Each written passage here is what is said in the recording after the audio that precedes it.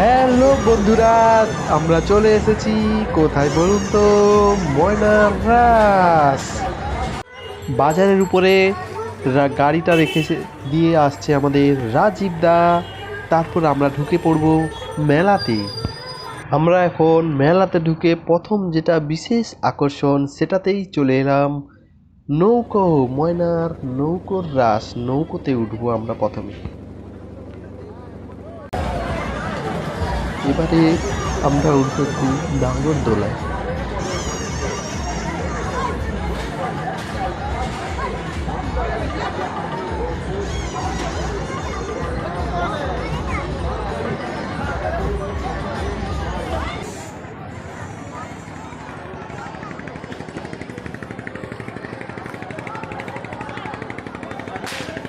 ভাষা ফুল রাখা ছিল। হ্যাঁ,